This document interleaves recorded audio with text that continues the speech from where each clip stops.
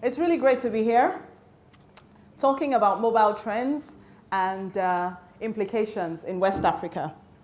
So my presentation would focus on, like Lois said, the macro and then the micro. So I'm going to talk about mobile trends that we're seeing across the region, and then talk about winning moments that matter, which is really about the impact of the trends on businesses and how we can think about engaging with the digital consumer.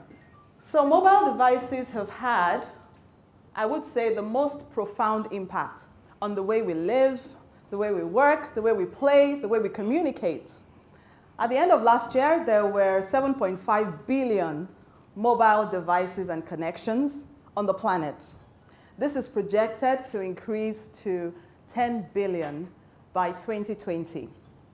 70% of the world's population today communicates through mobile phones, and 2 billion of those phones are smartphones.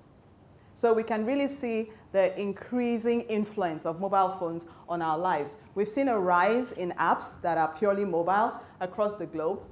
And then if we look specifically at Africa, it's projected that in 2020, there'll be 650 million internet users in Africa, and 500 million of those would be on mobile.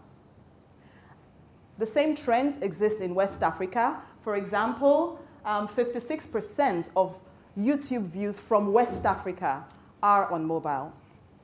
If we look specifically at Google data internally, and these figures are for Nigeria in particular, 65% of queries on Google search at the moment come from mobile, and 66% of YouTube videos are watched from mobile devices.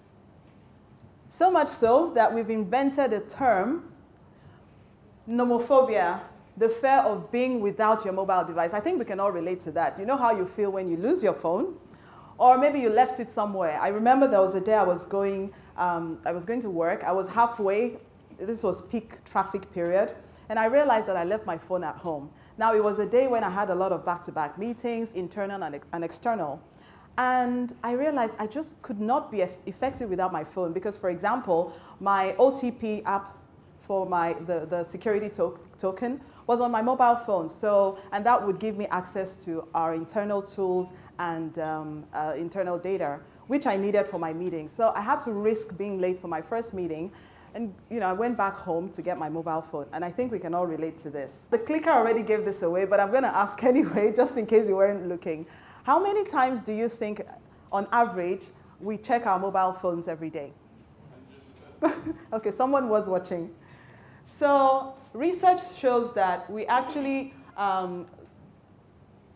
search our mobile phones 150 times on average every day. Looking from 2011 to 2015, we see that actually the length of time spent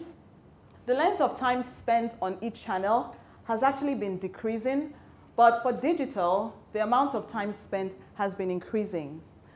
And mobile technology accounts for the growth. On average, Nigerian adults spend 3 hours a day on their mobile phones. So we can see the increasing influence of mobile devices. They've been quite disruptive.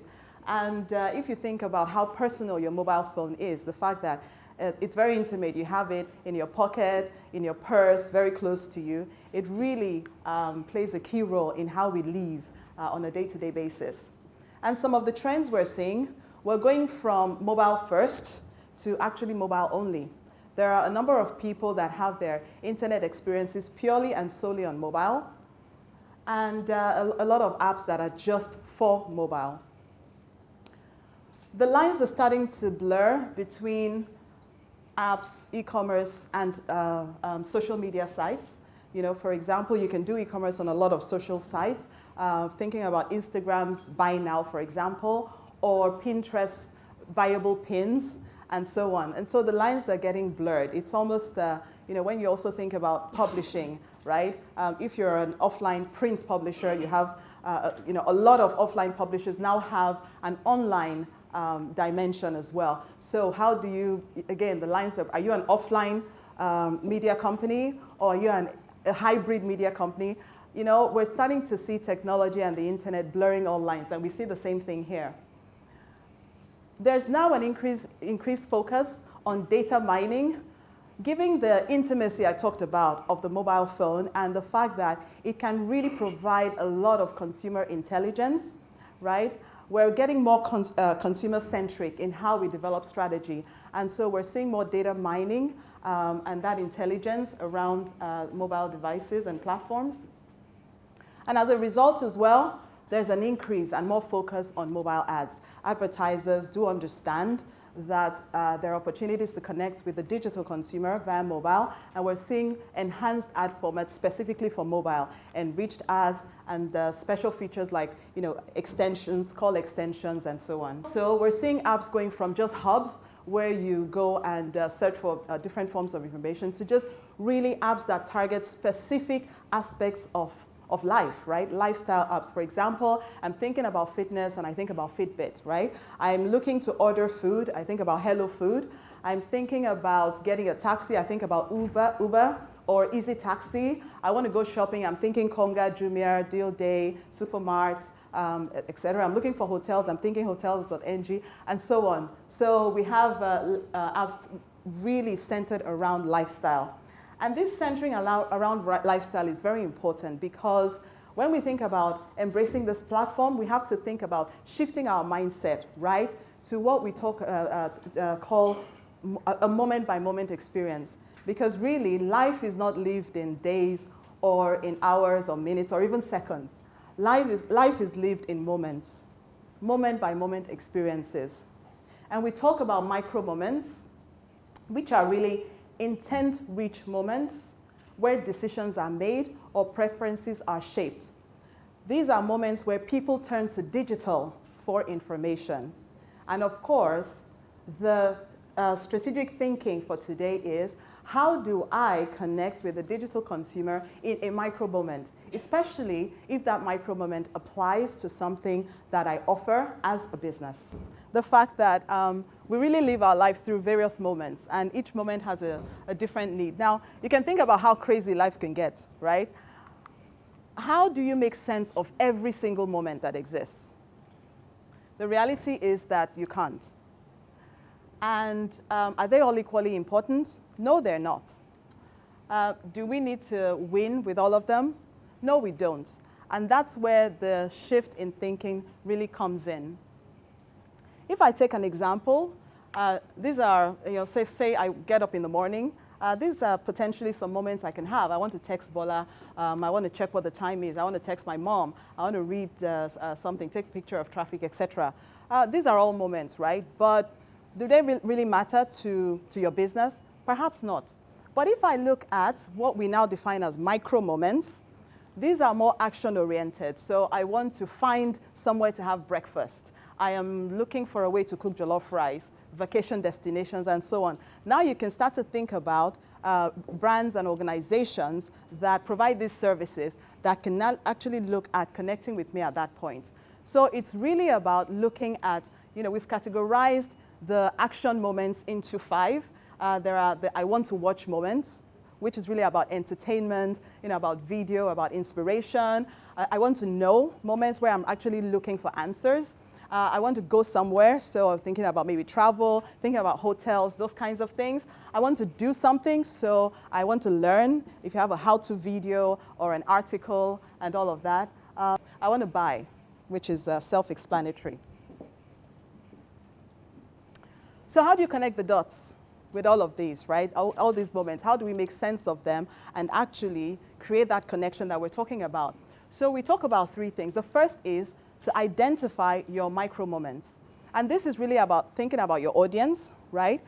But beyond reach, we want to think about intent and context. So we want to think and ensure that we're reaching the relevant people with a relevant message, right? And we're reaching them at a point where their intention is in alignment with what we're trying to offer. So for example, here is a West African young student, Bola, who's trying to get ready in the morning. Her context is she's in her bedroom on her phone, and she's thinking, I want to try out a natural makeup look. Now, we've seen an increase in lifestyle content, for example, how-to videos on makeup on YouTube. There's That Igbo Chick, which is a Nigerian channel, and a number of others, right? And so she goes online and searches for that information. Her intent is, I want a natural makeup look. And that's an opportunity for brands in the lifestyle business, in the, selling beauty products or hair products, etc., to be able to connect with her. Now, even if she's not looking to buy a product at that particular time, you're maintaining top-of-mind presence that can influence her decision later on. The next thing would be to then deliver on needs in the moment, right? And we talk about creating amazing mobile experiences. A lot of people think about mobile and then just, port the desktop site to mobile. Now that would create a great experience for your users. And we consider this so important that, at the moment, Google has a tag, a mobile-friendly tag for mobile optimized sites, which would also increase your ranking in Google search algorithm, because it's important that the user has a great experience that is effortless, right? They should be able to search and find information very easily.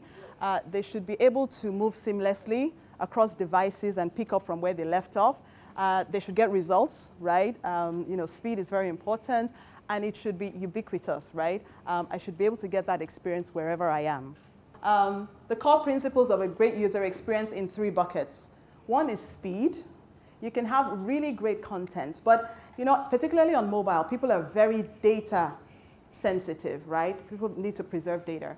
And so you can have a lot of great content, but if it loads, it takes a lot of time to load, I'm probably not going to engage with it, and if it's not relevant to me. So we think about speed, content, and we think about design and functionality. Now, I wouldn't be able, in the interest of time, I wouldn't be able to go into each of them in detail, but I wanted to share some resources that are very useful. For example, thinking about speed, there's a resource called Page Speed Insights, and the link to that is on the slide, where you can put in the URL to any site, and it'll show you the speed and performance of that site on desktop and on mobile, and also give you some recommendations on how to improve. So it's a great check of how you're doing, and you can compare multiple sites as well. You can compare with your competition and see where you rank. And then the next would be around design principles. Again, following that link, we've published 25 mobile design principles that you can apply to ensure that your site is mobile friendly. From homepage and site navigation to site search, and even to driving conversions. We have worked with some organizations locally to implement these principles, and the difference has really been tremendous. And then finally, on connecting the dots, we have to think about measurement. Again, we're changing mindset, right? So we can't think the way we measure things on desktop, we can't port that to mobile. We have to think about adjusting to acknowledge the strengths that the mobile platform presents. So this is an interesting cartoon, it says, for a first selection, everybody has to take the same exam. Please climb that tree. You have a monkey, you have an elephant, you have a fish. Obviously, that's not you're not going to capture the strengths in that manner, right? The fish would fall flat, and the elephant. But we really need to think about redefining KPIs and looking at the full value of mobile. We talk about attribution modeling, where we can really look at the entire consumer journey, the value chain, and the contribution of various channels to conversion, right? The role that mobile plays, and also leveraging the particular features like extensions, store locators that are possible on a mobile device. And so in summary, it is very clear, and that's why we're all here, that the world is fast moving to not just mobile first, but mobile only. And that really presents opportunities for how we think about our consumers, how we think about engagement with our brands. And we're not really talking about going online anymore. We actually live online. It's just very much an integral part of how we live and do business. And that represents an opportunity to think about winning in moments that matter with the digital consumer. Thank you.